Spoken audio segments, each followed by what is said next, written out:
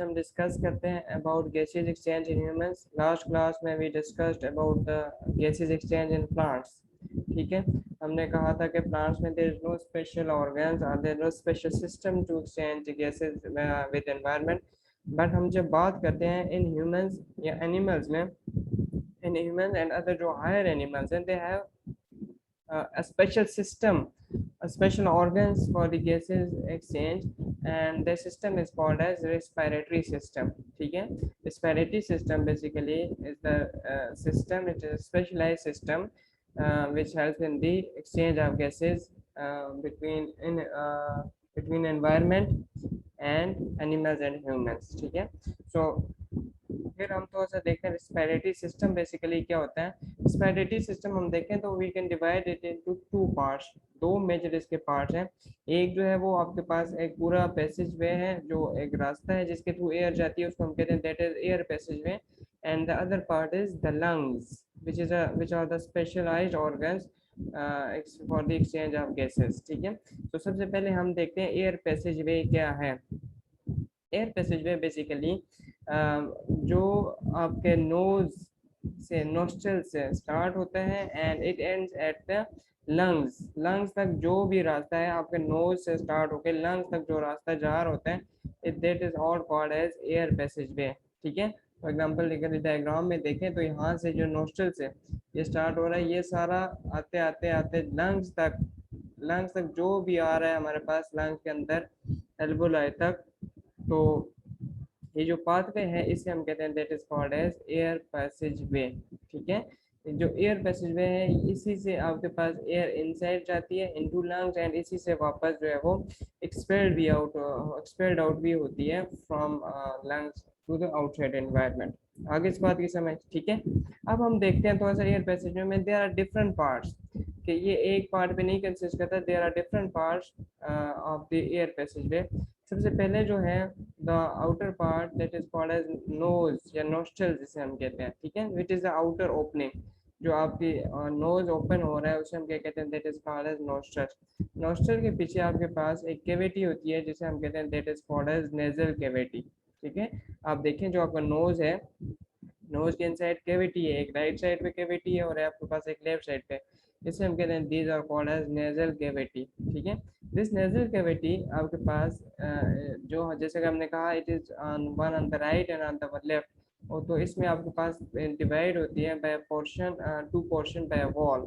इसमें आपके पास क्या होती है, एक वॉल होती है। ठीक है, आप अपने आप खुद भी देख सकते हैं कि नोज जो है वो आपके एक लेफ्ट है एक राइट साइड पे, and in between that nasal cavity there is a wall जो कि आपके पास दोनों नेजल कैविटी को डिवाइड करती है। ठीक है, तो each portion of this nasal cavity में अब क्या होता है, it they contain fine hairs and a sticky material that is called as mucus. ठीक है, फाइन हेयर्स होते हैं एंड आपके पास म्यूकस प्रेजेंट होता है इन नेजल कैविटी। फंक्शंस क्या है हेयर्स एंड म्यूकस का। ठीक है, जो हेयर्स हैं बेसिकली एंड म्यूकस जो हैं, दे दोनों आपके पास क्या करते हैं, they filter the dust particles from air. आप जो एयर ले रहे हैं फ्रॉम आउटसाइड, फ्रॉम एनवायरनमेंट, ठीक है, आप देखेंगे हमारे एनवायरनमेंट में बहुत सारे आपके पास डस्ट पार्टिकल्स होते हैं, तो ये mucus which is present in nasal cavity and hairs which are present in nasal cavity too, they filter the dust particles from air. ठीक है, आप जो एयर इनटेक कर रहे हैं उसमें जो डस्ट पार्टिकल है वो सारे के सारे क्या कर जाते हैं, एयर जो है उसको फिल्टर हो जाती है from because of hairs and mucus the sticky material present inside the nasal cavity. ठीक है, this is the first function. Mucus के एक और फंक्शन भी ये है कि it warms and moisten the incoming air according to your body temperature. अब बाहर से आप जो एयर ले रहे हैं, it could be at any temperature according to environment. अगर आपके एनवायरनमेंट का टेम्परेचर कम है तो एयर जो आप ले रहे हैं उसका टेम्परेचर भी डेफिनेटली कम होगा, या अगर एनवायरनमेंट का टेम्परेचर ज़्यादा है तो आपकी जो एयर ले रहे हैं उसका टेम्परेचर भी ज़्यादा होगा। म्यूकस क्या करता है which is present in the nasal cavity, it just warms and keeps the temperature of that air nearly to the body temperature। ठीक है, आपकी जो बॉडी टेम्परेचर है उसके अकॉर्डिंगली जो आप एयर ले उसके अकॉर्डिंगली आप जो एयर ले रहे हैं उसका टेम्परेचर भी हो जाता है। ठीक है, मीन आप एयर चाहे वो लो टेम्परेचर की ले रहे हैं या हाई टेम्परेचर की ले रहे हैं, म्यूकस क्या करता है कि वो उस एयर को वार्म अप कर देता है या आपके पास उसको आपकी जो बॉडी टेम्परेचर है उसके इक्वल करता है, ये near to that body temperature वो हो जाती है, ठीक है। So this is the function of mucus. उसके बाद हमारे पास नेजल कैविटी। नेजल कैविटी अब जहाँ पे एंड होती है उसके बाद आपके पास ये ओपन होती है into another thing that is called as pharynx by means of two small openings called as internal nostrils, ठीक है। नेजल कैविटी जहाँ पे एंड होती है वहां से पीछे आपके पास क्या होता है, फेयरिंग स्टार्ट होता है, ठीक है। यहाँ पे अगर हम देखें ये नोज है, दिस इज नेजल कैविटी, यहाँ पे ये एंड हो रही है, अब कहाँ पे एंड हो रही है, दिस इज फेरिंग्स। ये आपके पास क्या हो रहा है, यहाँ पे फेरिंग्स पे एंड हो रही है, ठीक है। यहाँ पे एक बात और आपने याद रखनी है कि जो ओरल कैविटी है, एक आपके पास नोज है, सेकंड आपका माउथ है। जो ओरल कैविटी है ये आपका जो माउथ है ये भी आके एंड कहाँ पे हो रही होती है, फेरिंग्स में हो रही होती है। मींस आपकी जो नोस्ट्रल नोज है या नेशनल कैविटी है वो भी फेरिंग्स में आके ओपन हो रहा है, और आपकी ओरल कैविटी है वो भी आपके पास किधर ओपन हो रही है, फेरिंग्स में। So pharynx is common to both oral cavity and nasal cavity as well, ठीक है। तो ये चीज आपने याद रखनी है। अच्छा, अब देन यहाँ से आगे फेरिंग जो है से आगे डिवाइड होते हैं इनटू टू पार्ट्स। एक आपके पास होता है जिसे हम कहते हैं ट्रेकिया। ट्रेकिया जिसे हम कहते हैं this is called as wind pipe, जो कि एयर को लेके जाता है टुवर्ड लंग्स। एक अनदर पाइप जिसे हम क्या कहते हैं एपिग्लोटिस, नहीं सॉरी, इसको हम क्या कहते हैं एसोफेगस, ठीक है। एसोफेगस बेसिकली इसे हम कहते हैं फूड पाइप। इसे क्या कहते हैं, फूड पाइप। जो कि आप जो ओरल कैविटी से खाना ले रहे होते हैं वो आपके पास किस में जाता है, फूड पाइप में, एसोफेगस में जाता है। And then and that oesophagus carry that food to the stomach, ठीक है। ये बात याद रखनी है कि आपके पास जो आप खाना खा रहे हैं वो भी किस में जा रहा है, फेरिक्स में आ रहा है। जो आप एयर ले रहे हैं, सांस ले रहे हैं, वो भी आपके पास किस में आ रहा है, फेरिक्स में। यहाँ से आगे डिवाइड होते हैं। फेरिक्स जो है वो आपके आपको जो एयर है वो आ जाती है ट्रेकियम में, और जो आपके पास फूड है वो किस में चला जाता है, एसोफेगस में। And then oesophagus carry to the stomach, ठीक है। अच्छा, अब यहाँ पे फेरेंक्स जो है आपके पास इसमें फूड भी प्रेजेंट है, तो यहाँ पे चांसेस हैं कि फूड, अब यहाँ पे क्वेश्चन बनता है कि जो फूड है वो आपके पास वेंट पाइप में क्यों नहीं आता, वो आपके पास एसोफेगस में ही क्यों जाता है, ठीक है। आपके पास जो फूड है वो आपके पास वेंट पाइप में क्यों नहीं आता, या आपके पास जो फूड है वो डायरेक्टली एसोफेगस में ही क्यों जाता है, ठीक है। अब होता ये है कि जो आपके पास वेंट पाइप है ट्रेकिया, इसके ऊपर एक आपके पास लेड लाइक स्ट्रक्चर होती है that is called as epiglottis. उस लेड लाइक स्ट्रक्चर को क्या कहते हैं, एपिग्लोटिस, ठीक है। अब जब फूड आप खा रहे होते हैं, खाना खा रहे होते हैं, फूड फेरिक्स में आता है, तो ये लेड जो है वो क्लोज हो जाता है ऊपर से। मीन ये आपके पास क्लोज होके जो ट्रेकिया है उसको क्या कर देता है, क्लोज कर देता है। और जैसे ही वो फूड आपके पास फेरिंग्स से देन आपके पास एसोफेगस में जाएगा, क्योंकि ट्रेकिया क्लोज है तो फूड डायरेक्टली किस में मूव करेगा, एसोफेगस में। वो एसोफेगस में फूड मूव करेगा तो ये ट्रेक जो एपिग्लोटिस है दोबारा ओपन हो जाता है, और आपका जो एयर है वो उसकी एक्सचेंज का जो है वो ब्रीथिंग आपकी दोबारा स्टार्ट होती है। तो यह चीज़ आपने याद रखनी है, या आपने ये नोटिस भी करना है कि जब आप कोई स्वेलो कर रहे होते हैं, मीन आप जो चीज़ खा रहे हैं उसको आप सर्व करें, आप उसको मीन्स अपनी ओरल कैविटी से जब भी नीचे जाते हैं तो उस टाइम आपकी जो ब्रीथिंग का प्रोसेस है वो आपके पास स्टॉप हो जाता है। And it is for less than 1 second, ठीक है। 1 सेकेंड से भी कम टाइम के लिए आपकी ब्रीथिंग जो है वो स्टॉप हो जाती है, क्योंकि उस टाइम पे आपके पास एपिग्लोटिस क्या हो जाता है, क्लोज हो जाता है, ठीक है। ओके, सो एयर जो है वो आपके पास नेजल कैविटी से आई इनटू फेरेंक्स, फेरेंक्स से वो एपिग्लोटिस से आके आपके किस में आ गया, आपके पास ग्लोटिस में। Glottis is the opening of trachea. And then आपके पास आगे विंड पाइप होगा, ठीक है। विंड पाइप को हम क्या कहते हैं, this is called as trachea, ठीक है। यहाँ तक ट्रेकिया तक एयर आ गए।